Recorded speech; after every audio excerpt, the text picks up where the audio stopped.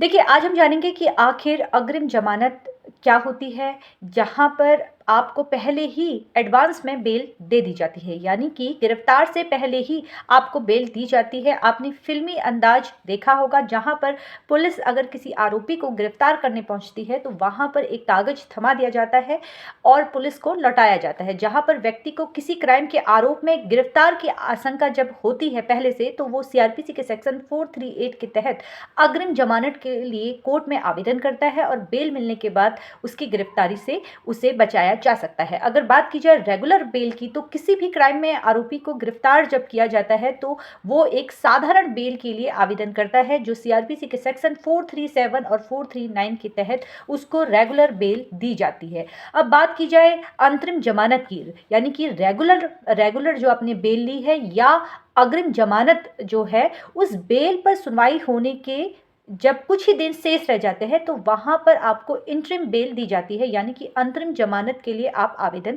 कर सकते हैं। बहुत कम समय के लिए ये बेल दी जाती है।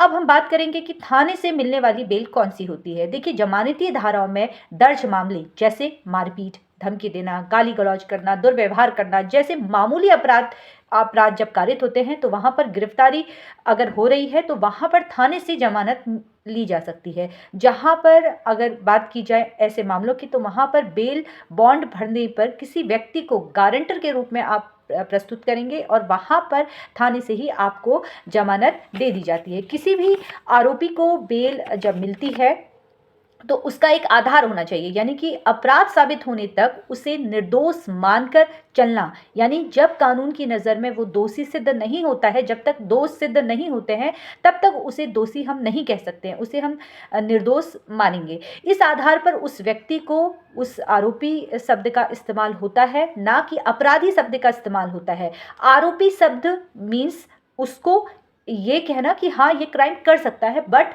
वो अभी निर्दोष है, क्योंकि उसने अभी जो उसके खिलाफ सबूत है, जो उसके पास सबूत होंगे, वो कोर्ट में देगा। और जब कोर्ट ये तय करेगा कि हाँ, इस पे लगाए गए आरोप जो बिल्कुल सही हैं, तो वहाँ पर उस वक्त उसे हम अपराधी कहेंगे। आरोपी शब्द का इस्तेमाल यहाँ पर नहीं होगा और अपराधी शब्द का यहाँ पर इस्तेमाल होगा।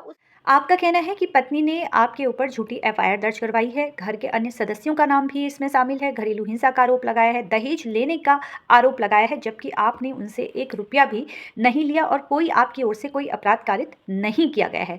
देखिए, इसमें करना क्या है। देखिए, सबसे पहले तो मैं आपको बता दूं कि अगर आपकी कोई गलती नहीं है, वहाँ पर सबसे बड़ा अहम रोल आपका ही है। पुलिस का रोल या वकील साहब का रोल ये बाद में आता है। सबसे बड़ा जो रोल है वो आपका ही है, क्योंकि सच्चाई आपको मालूम है, सबूत आपके पास है। आपको सबसे पहले देखना है कि कौन-कौन से एलिगेशन आपके ऊपर लगाए जा रहे हैं, किस के तहत मामला आपके ऊपर दर्ज है। क्या घरेलू हिंसा का आरोप है, दहेज का आरोप है? जिस तरह के आपके ऊपर एलिगेशन लगाए गए हैं, आपको उसके खिलाफ, अपनी पत्नी के खिलाफ कुछ सबूत इकट्ठा करने होंगे। एविडेंस मजबूत आपके पास होनी चाहिए और जब आपके पास पर्याप्त एविडेंस है, तो आपको तुरंत हाई कोर्ट मूव करना है। आपको वहाँ पर बीएनएस के सेक्शन 528 के अंतर्गत आप पूरी एफआईआर खारिज करवा सकते हैं। मामला रद्द हुआ जा सकता है बहुत आसानी से, क्योंकि सबसे बड़ा रोल आपका है। आपके पास सबूत होना चाहिए, आपके पास ये जानकारी होनी चाहिए कि आखिर वाइफ के द्वारा इतने झूठे आरोप, इतने गंभीर आरोप आपके ऊपर क्यों लगाए गए हैं, क्या कारण है। अगर आपके पास पर्याप्त सबूत है, आप अपने केस में शुरुआत से ही गलती नहीं कर रहे हैं, किसी वकील साहब से जानकारी लेते हैं, तो बहुत आसानी से एफआईआर रद्द करवाई जा सकती है। फिलहाल इसी तरीके से मुझसे जुड़ते रहिए। धन्यवाद। ये जानते हैं कि आखिर वो कौन से ऐसे सबूत हैं जिसको आप हाई कोर्ट में ले जाकर अपने मामले को रद्द करवा सकते हैं, यानी कि आप क्वेसिंग में जा सकते हैं। देखिए, सबूतों के आधार पर हाई कोर्ट जाने की सोच रहे हैं, तो आपके पास कुछ पुख्ता एविडेंस होने चाहिए। अगर बात की जाए 498A जैसे आरोप की, या नए सेक्शन के तहत 85 की, जहाँ पर पत्नी ने आपके परिवार वालों के ऊपर, आपके ऊपर आरोप लगाया है और ये जो आरोप है ये पूर्ण रूप से झूठे हैं, तो आपको सीधे हाईकोर्ट का रुख करना है। अब बात की जाए सबूतों की, जहां पर किन सबूतों के आधार पर आप हाईकोर्ट जाएंगे, तो देखिए, सबसे पहले आपके पास अगर कोई ऐसी चैटिंग है जहां पर आपकी पत्नी आपको धमकी लिखी हुई है उसने कि मैं तुम्हारे ऊपर झूठे आरोप लगा दूंगी, या ऑडियो वीडियो रिकॉर्डिंग उसके द्वारा, आपके द्वारा की गई है, जहां पर वो ये सारी चीज़ें कह रही हैं, ये आप एविडेंस के तौर पर न्यायालय में रख सकते हैं। चैटिंग के दौरान आप दोनों के बीच में क्या क्या बात हुई है, क्या वो बातें सबूत के तौर पर आप न्यायालय में रख सकते हैं, जिसमें वो अपने अपराध की रणनीति आपको बताई हुई है, जहाँ पर उसने आपको धमकाने की कोशिश की है। अगर इस तरह से चैटिंग है, ऑडियो वीडियो रिकॉर्डिंग है, जहाँ पर धमकी पत्नी के द्वारा दी जा रही है या उनके घरवालों के द्वारा दी जा रही है, तो आप ये न्यायालय में लगा सकते हैं। पत्नी ने अगर ये आरोप आपके ऊपर लगाया है कि आपने विवाह के तुरंत बाद सारी ज्वेलरी अपने पास रख ली थी, या उनकी सास के द्वारा सारी ज्वेलरी रखी गई है और उनके पास बिल्कुल भी कोई ऐसा सामान नहीं है, सारा दहेज का सामान आपने रखा हुआ है अपने कब्जे में, आभूषण आपके पास रखे हुए हैं, तो आप ये बात भी वहाँ पर रख सकते हैं सबूतों के साथ कि जब पत्नी ने घर छोड़ा, उसके बाद मेरी पत्नी के वहाँ विवाह हुआ, उस विवाह के उपरांत जो इन्होंने मैरिज के दौरान जो ज्वेलरी पहनी हुई है, वही सेम ज्वेलरी इन्होंने वहाँ पर भी पहनी हुई है।